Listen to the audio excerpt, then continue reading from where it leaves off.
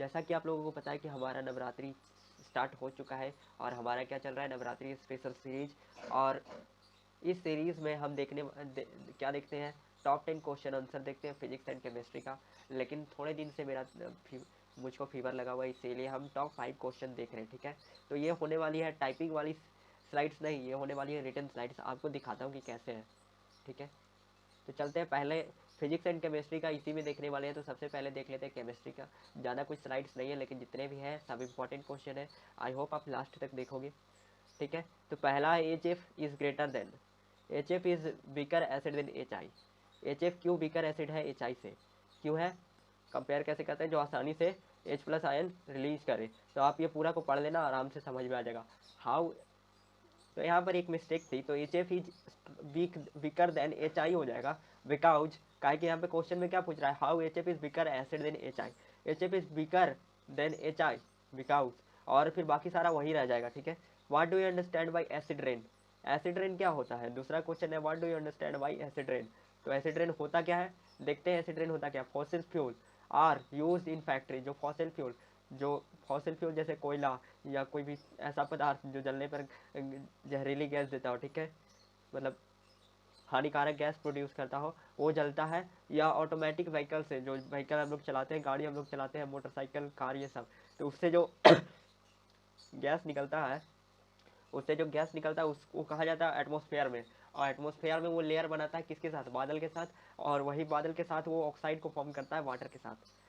बादल में क्या है, वाटर है, ठीक है, पानी है, तो वही पानी के साथ वो ऑक्साइड फॉर्म करेगा। और वही नीचे जब वर्षा होगी तो वही एसिड रेन के तौर पे कुछ देर तक, शुरू में जो रेन होता है बरसात के दिनों में, जो शुरू में जैसे शुरुआत में जो रेन होता है, बारिश होता है, वो एसिड रेन होता है। इसलिए बारिश जब भी हो तो 2-3 मिनट तक आप उस बारिश में नहीं भीगने जाएंगे, ठीक है, नहीं भीगना चाहिए। नेक्स्ट स्लाइड में चलते हैं। Why do bond angle of HF4 is greater than PH3।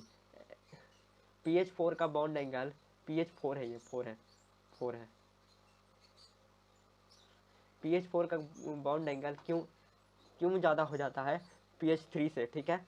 तो PH3 one lone pair of electron has present in near the p atom, p atom की जगह पे one lone pair atom, whereas PH4 has no lone pair, no pair of electron is found. PH4 में कोई भी lone pair of electron found नहीं होता है, जबकि PH3 में one lone pair of electron होता है। Due to which the bond angle of PH4 is higher while PH3 is less, इस तरह से वो कम होता है। तो ये रहा क्यों होता है, ठीक है। HPO3 इज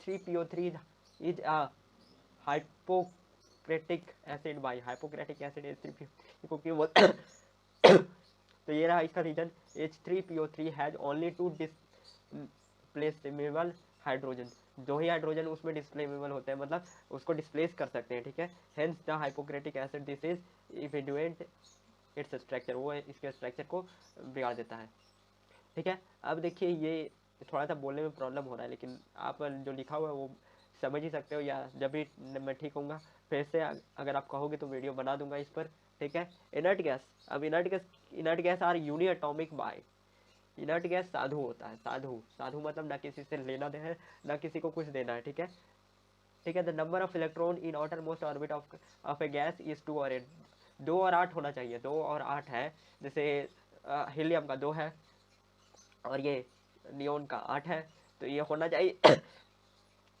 ये होना चाहिए 2 और 8 है उसके आउटर मोस्ट सेल में, तो वो क्या माना जाएगा, वो स्टेबल माना जाएगा। और वो जब स्टेबल है तो वो उसको ना किसी को देने की जरूरत पड़ेगी और ना ही लेने की जरूरत पड़ेगी, वो एकदम साधु वाला आदमी है, ठीक है। तो इसी के कारण जो वो स्टेबल है, 8 इलेक्ट्रॉन उसका पूरा है उसके ऑर्बिट में, उसके ऑर्बिटल में, तो क्या होता है वो ना किसी के साथ बॉन्ड नहीं बनाता है with any other electron, so it is called uniatomic, इसीलिए उसको यूनी एटॉमिक कहते हैं। 2 से 3 बार पढ़ोगे समझ में आ जाएगा, नहीं समझ में आया तो मैं ठीक हो जाऊंगा तो फिर से वीडियो बना दूंगा अगर आप कहोगे तो।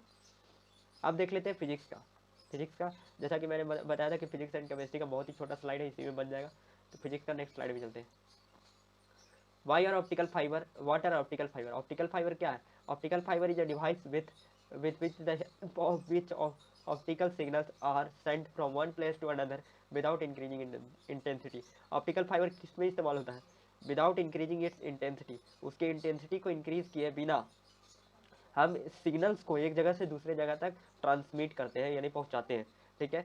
जो जियो फाइबर, एयरटेल फाइबर ये सब रहता है वो ऑप्टिकल फाइबर का ही एग्जांपल है। Optical fibre is use in disease treatment, optical fibre को डिजीज ट्रीटमेंट में भी यूज करते हैं। It is use in electrical signals, electrical signal भेजने में भी यूज करते हैं। और it is use in refractive index meter, refractive index के मीटर के तौर पर भी हम यूज करते हैं। तो अब नेक्स्ट में देख लेते हैं व्हाट आर आइसोटोप्स। आइसोटोप्स मतलब टॉप मतलब क्या होता है? an atom of same element which have same atomic number, जिन जिन एलिमेंट का एटॉमिक नंबर सेम हो और मास नंबर डिफरेंट हो, एटॉमिक नंबर सेम हो और मास नंबर डिफरेंट हो। आप पीरियोडिक टेबल निकाल कर देख लेना, जिसका जिसका एटॉमिक नंबर सेम रहेगा और मास नंबर डिफरेंट रहेगा, ठीक है। जैसे हाइड्रोजन, ड्यूटेरियम, इसका एटॉमिक नंबर सेम है 1 है और मास नंबर डिफरेंट हो जाता है, तो इसको क्या कहते हैं? आइसोटोप कहते हैं। और उसका प्रॉपर्टी कैसे फॉलो करता है? Properties are follows. isotopes have the chemical properties, isotopes have same chemical properties, उसमें सेम केमिकल प्रॉपर्टीज होगा। The physical properties of isotope very, और फिजिकल प्रॉपर्टी वेरी करेगा, यानी केमिकल प्रॉपर्टी सेम रहेगा, फिजिकल प्रॉपर्टी वेरी करेगा। Next slide में चलते हैं। एक्सरे का ये रहा डिफिनेशन, आप देख सकते हो बहुत ही आसान से, आप 9-10 से पढ़ते आ रहे हो और इसी उसी को शॉर्ट में करके ये लिख दिया गया है, ठीक है। और जो कल पढ़े थे पोटेंशियोमीटर, उसी का ये है uses. Describe the use of potentiometer, potentiometer EMF of two cell को मेजर करने में मदद करता है। और क्या करता है? Internal resistance of potentiometer, internal resistance को मेजर करने में मदद करता है। इलेक्ट्रोमोटिव फोर्स कैप्चर कंपेयर करता है दो सेल के बीच, ठीक है। The current flowing through the cell is measured by potentiometer, कितना करंट फ्लो कर रहा है उसके थ्रू वो मेजर करता है, ठीक है। तो ये था आज का स्लाइड। आई होप आपको ये फिजिक्स केमिस्ट्री का स्लाइड अच्छा लगा होगा। नेक्स्ट वीडियो में मिलते हैं, तब तक के लिए till then take care, bye bye.